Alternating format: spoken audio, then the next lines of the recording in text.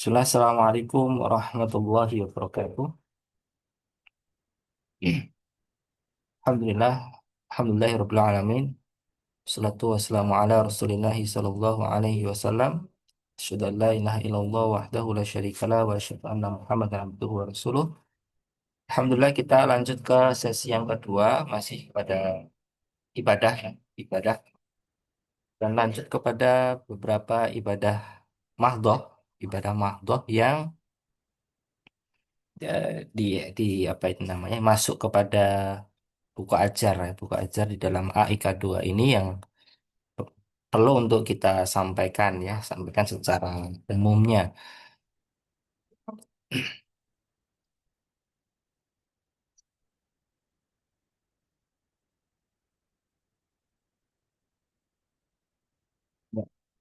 Oke, kita masuk kepada ibadah haji, umroh, dan ibadah maliyah.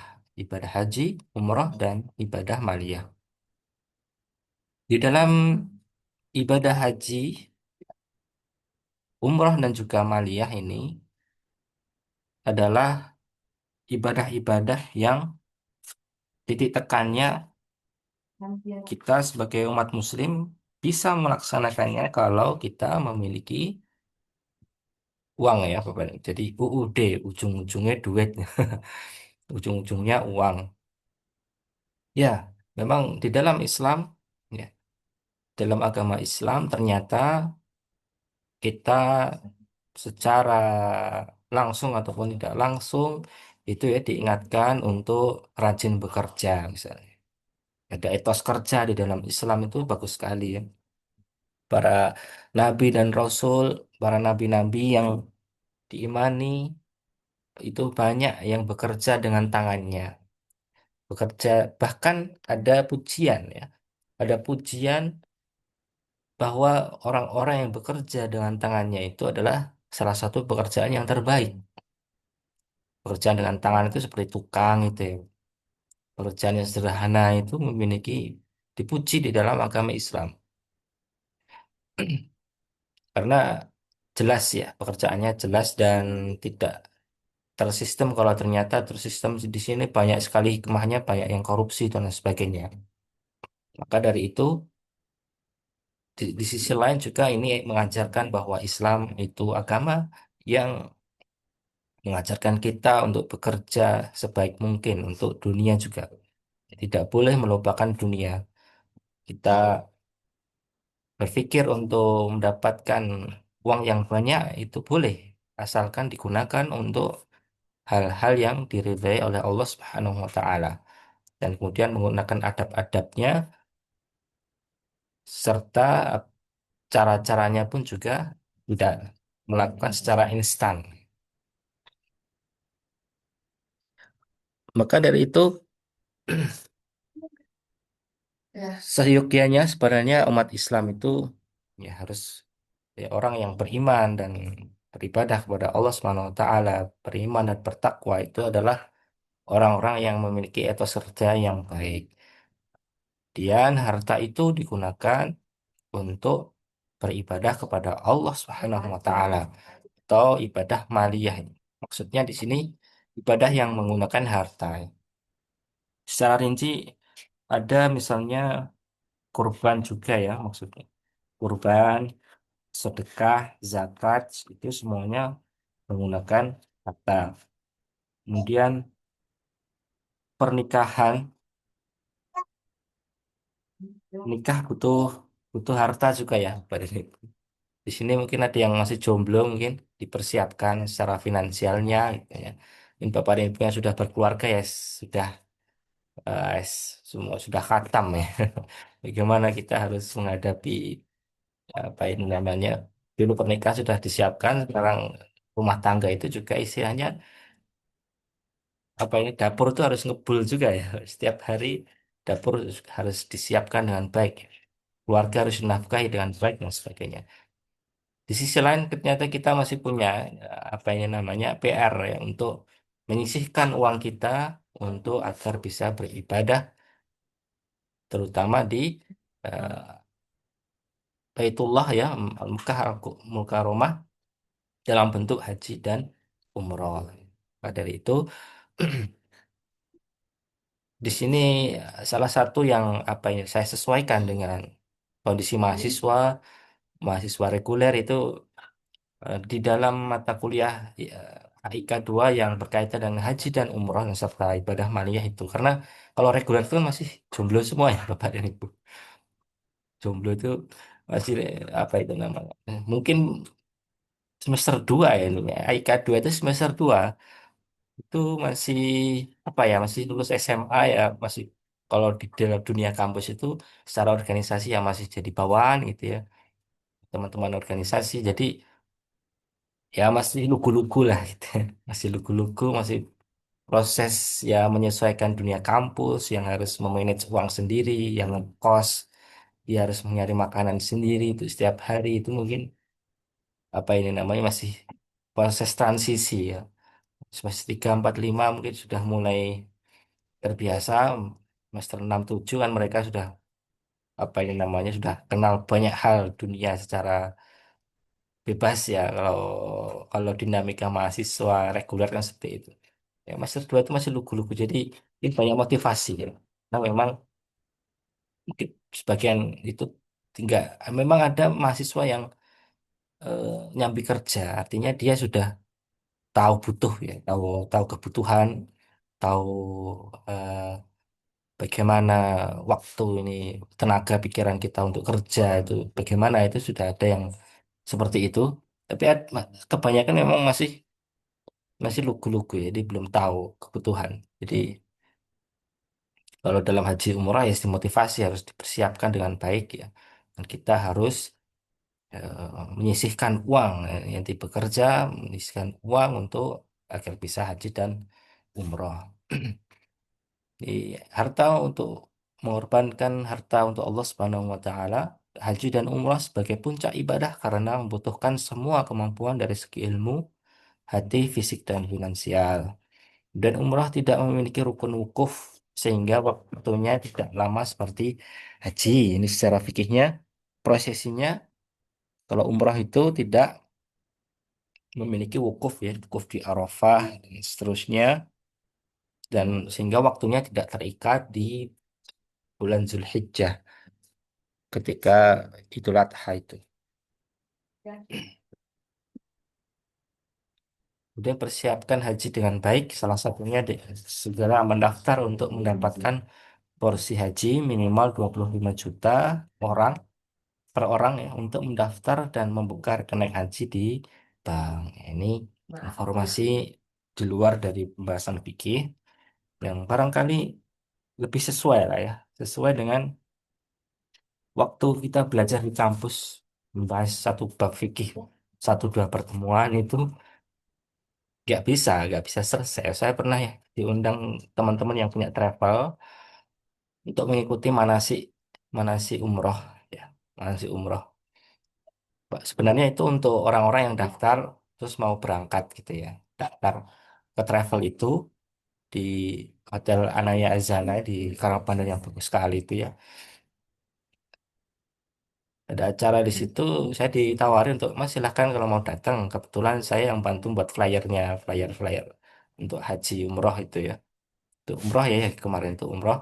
Ini ada acara manasik, kalau mau hadir silahkan itu. Nah, kita hadir hadir di acara manasik umroh itu di Hotel Anaya Azana, hotel baru nih, katanya juga bagus ya. Jadi astagfirullah ya niatnya untuk main, untuk lihat-lihat ya, gak belajar ya. Tapi alhamdulillah ternyata luar biasa ya. Banyak sekali ilmu yang eh, bisa kita ambil dari agenda itu diisi oleh beberapa pembicara dan juga dari syekhnya secara fikihnya dan prosesinya itu terus banyak sekali, sangat banyak sekali. Satu pertemuan itu pun nggak selesai itu keutamaan terus tata cara umroh.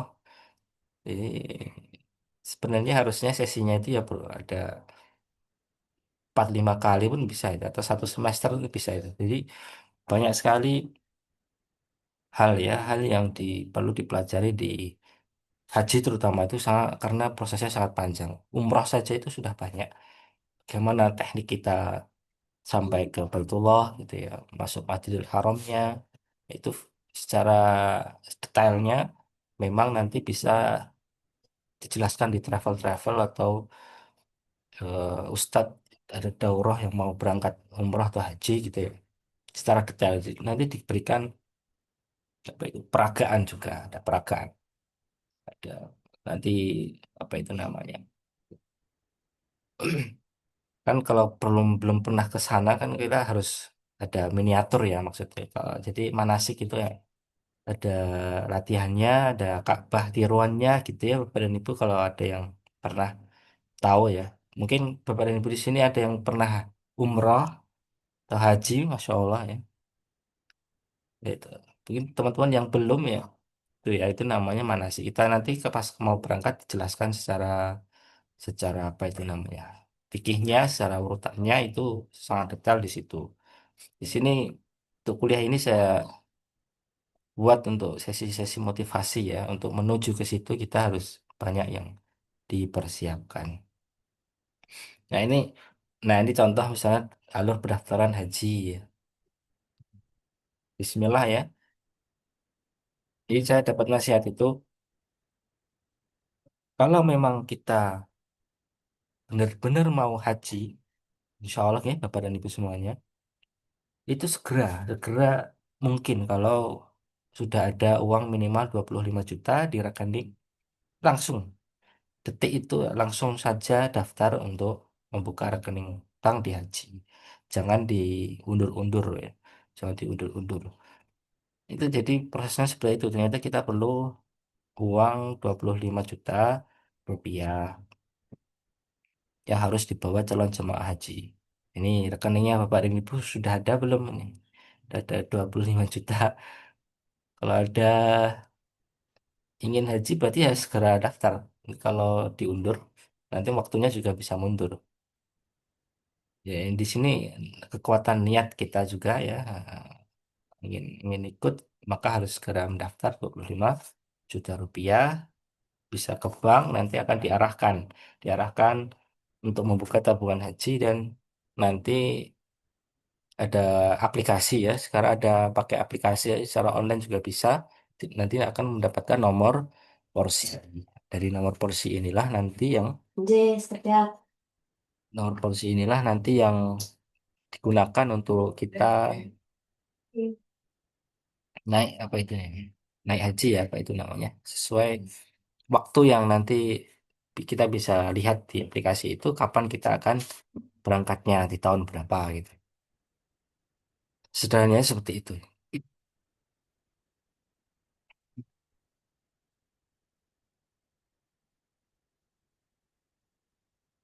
Oke. Iya, bubuk deh. Iya, bubuk. Pakai sepeda aja.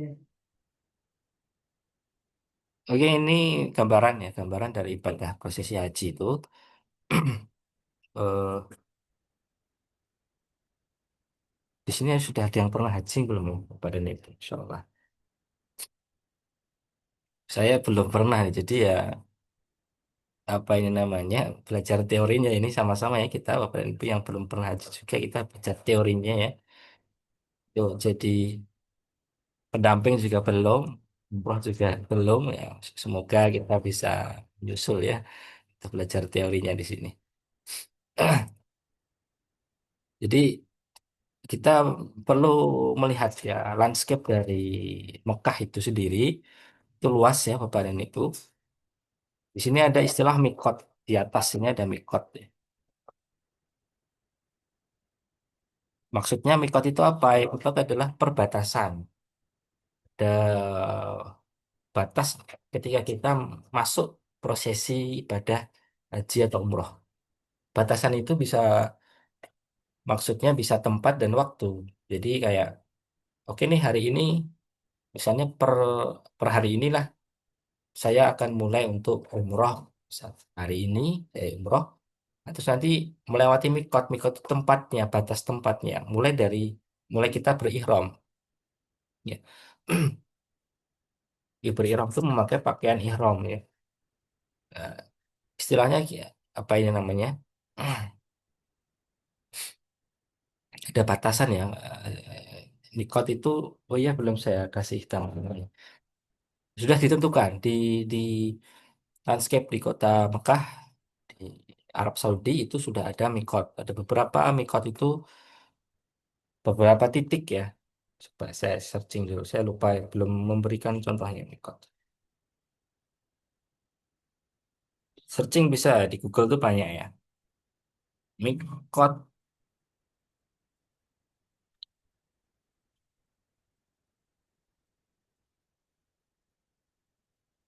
dari biasanya kita kalau mau haji dan umroh itu kita akan menuju ke Madinah dulu Bapak dan Ibu.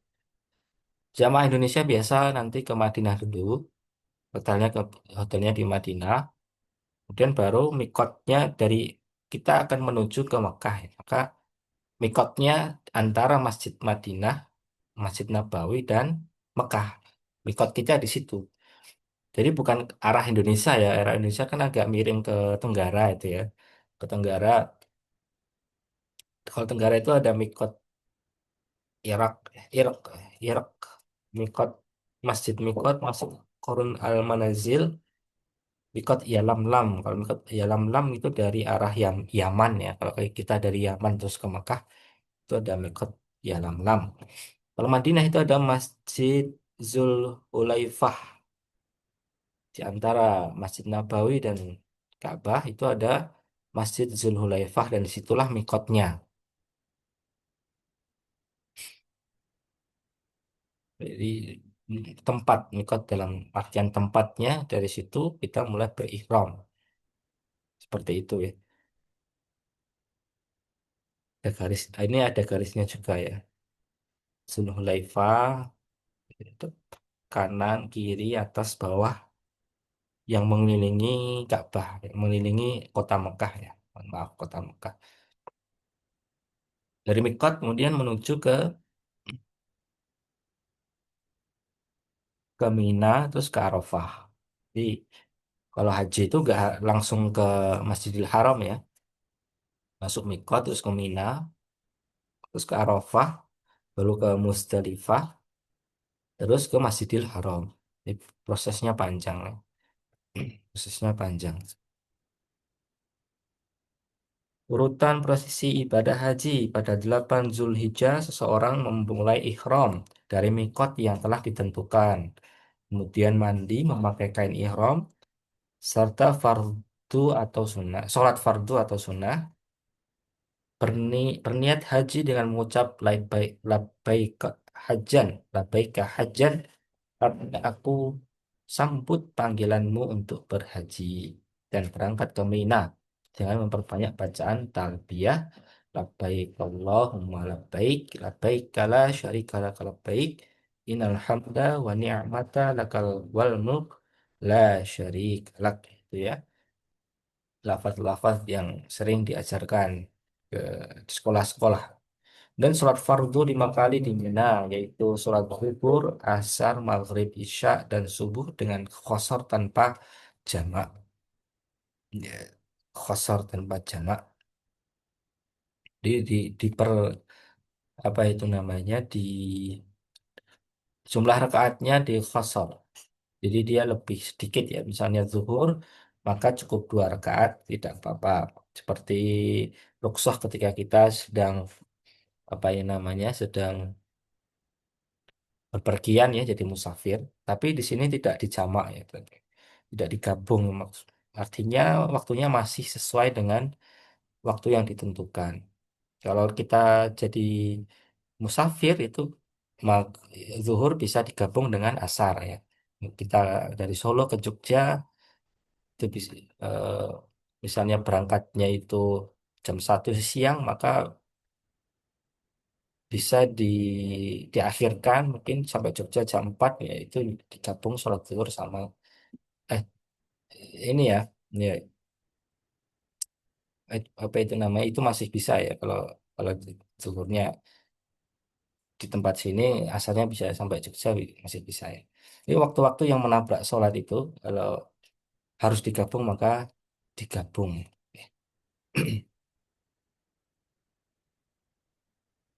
Baik kita fokus ke haji dulu masih banyak sekali ya Pak, haji. Kemudian setelah dari Mina kita ke Arafah, Padang Arafah, wukuf di Padang Arafah dilaksanakan pada tanggal 9 Zulhijjah. Waktunya dimulai setelah matahari tergelincir zuhur sampai terbenamnya matahari sampai sore ya. Kegiatan-kegiatan yang dilaksanakan saat wukuf ialah sholat jamak, takdim dan qashar. Di sini ada takdim dan qasharnya. Zuhur dan asar berdoa, berzikir, membaca Al-Quran dan lain-lain. 9 Zulhijjah. Ini ketika apa ini namanya pas Idul Adha ya. Seketika Idul Adha itu sekitar waktu-waktu Idul Adha bertepatan dengan puasa Arafah ya. Puasa Arafah sebelum Idul Adha itu kita berpuasa karena sedang ada Arafah ya. Jamaah haji sedang berada di Arafah. Maka dari itu ketika tidak menggunakan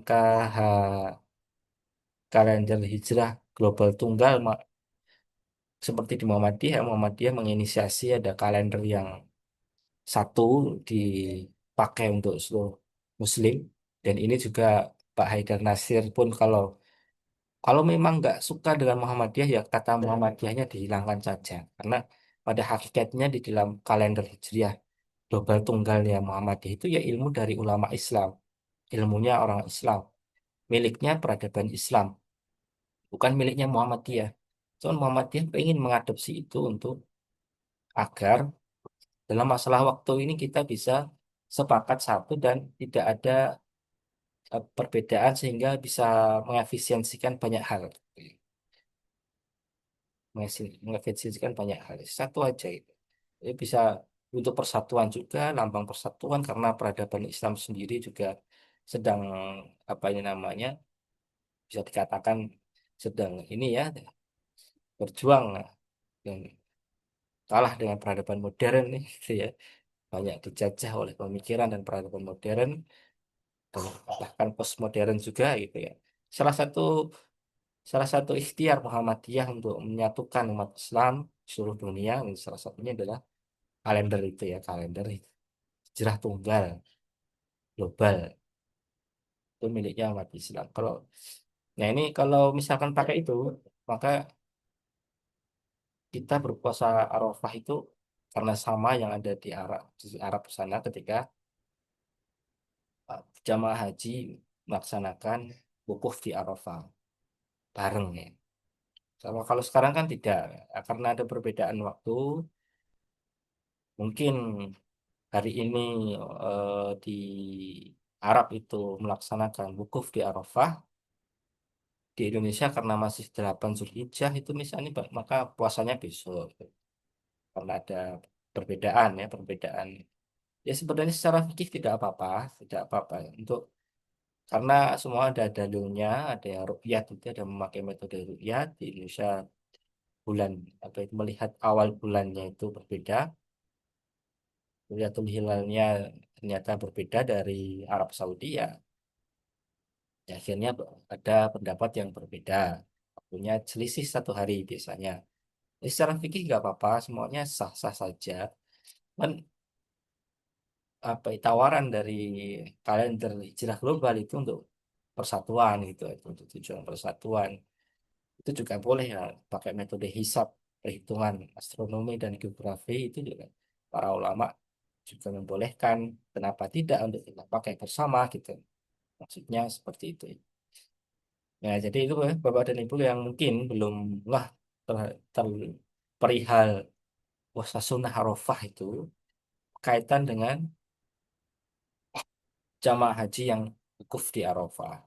Nanti kalau kita sedang haji maka kita tidak Arafah ya, tidak puasa Arafah karena yang puasa Arafah adalah yang tidak melaksanakan haji. Setelah itu mabit atau bermalam di Musdalifah ya. Kemudian waktu mabit apa itu namanya tengah malam di situ juga mencari batu kerikil dan seterusnya. Kemudian melempar jumroh jumroh akobah. Setelah itu tahallul awal berlepas diri dari kain ihram dan tawaf, ifadhah dan sa'i. Sa'i di tawaf di masuk ke Masjidil Haram, terus sa'i, jalan dari Bukit Sofa dan Marwah, Halul Tsani dan mabit di Mina lagi.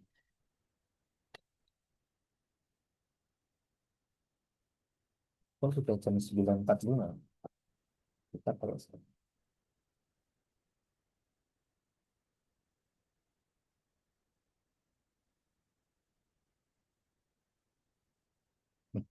Waktunya waktu yang kita rencanakan ya jam 9.45 ya. Kita lanjut sebentar ya Bapak Rin. Sebelum kita nanti Bapak Rin Ibu mengerjakan soal ya, soal pilihan ganda insya Allah nggak apa ya namanya nggak susah ya. Jadi sampai ke sudut mabit kalau sudah selesai. Ini Dinah Masjidil Haram ini ya. Ada pintu Marwah, pintu Sofa. Tapi sekarang ya jangan dibayangkan bukit ya, Pak. Gunung, terus kita jalan di pasir itu enggak ya. Semuanya sudah ada bangunan modernnya ini. Bahkan bertingkat juga kayaknya.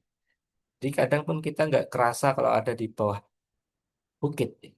Ini bisa dijelaskan oleh para masyayikh dan ustadz-ustadz yang jadi apa itu ya sudah bolak-balik yang punya travel haji itu biasanya haji umroh itu biasanya biasa ya, ke Masjidil Haram itu biasa nanti banyak arahan secara teknis yang kita nggak tahu, yang belum pernah ke sana itu yang kita nggak tahu. Seperti ini. Kita kalau mau tawaf itu dimulainya di Hajar Aswad ini ya. Nanti ada lampu hijau yang menandakan start untuk tawaf itu. Tawaf ke sana. Terus ada tips-tips kalau lagi musim dingin jangan banyak minum. Dan di sini ada air zam-zam ya di belakang belakang sini itu ada air zam-zam. Kita mundur terus sebelum sebelumnya ke Sofa dan Marwah ini melewati zam-zam. Nah, ini jangan kalau musim dingin jangan banyak minum karena nanti kalau ke kamar mandi itu sangat repot sekali karena banyak orang terus guide-nya juga nanti kerepotan gitu. Jadi seminimal mungkin tidak ke kamar mandi. Kalau musim dingin jangan banyak minum nanti sangat repot sekali nanti harus wudhu lagi dan sebagainya gitu ya. Itu tips-tips yang bisa secara detail nanti dipelajari di manasik ya. Ini contoh rencana perjalanan haji tahun kemarin. Nah, ini umroh. Kalau umroh itu dia lebih ini ya, lebih simpel ya.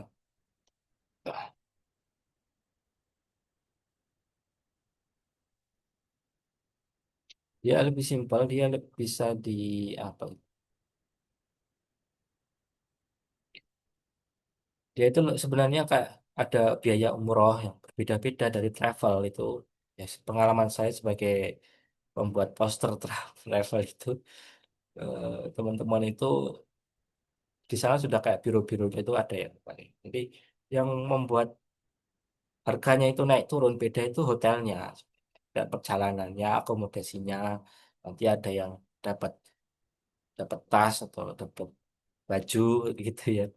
Ini perbedaan pelayanan itu aja ada yang eksklusif, ada yang benar-benar dilayani gitu. Mungkin Bapak dan Ibu yang punya uang berlebih bisa ke travel umroh yang mewah gitu ya. Maunya ibadah nyaman, semua tersiapkan ya itu bisa. Tapi kalau pengen yang murah itu bisa cari jalan sendiri atau nyari paspor sendiri terus kesananya mungkin punya teman-teman atau saudara yang bisa bantu untuk nyari hotelnya itu bisa sebenarnya bisa. Cuman yang kalau travel itu akomodasinya yang kita bayar akomodasinya. Untuk ibadahnya itu ya sederhana ya, agak banyak. Masuk ke Mekah dan melaksanakan rukunnya tanpa ada ke apa itu namanya tadi di Arafah, Mina, Musdalifah itu ya cukup ke Masjidil Haram lakukan tawaf, sa'i, mundur ke air Zam-Zam dan Sofa Marwah selesai gitu. Sederhananya seperti itu. Semua biaya itu adalah biaya akomodasi hotel ya. Hotel bintang 5 ya lumayan ya. Nanti hotelnya mau dekat dengan Masjidil Haram atau jauh gitu. Itu tergantung finansial kita seperti itu. Tapi mungkin mau ada yang ditanyakan kepada Ibu sebelum kita akhiri. Yang di chat belum ada yang bertanya. Rekamannya bisa dikirim langsung. Rekaman belum bisa ya. Nanti saya upload saja di YouTube. Kebetulan saya punya YouTube khusus untuk kuliah-kuliah saya upload. Nanti insya Allah saya upload ya di YouTube saya. Ini habis ini nanti kalau ada waktu saya upload ya. Ada yang mau ditanyakan kepada Ibu semuanya?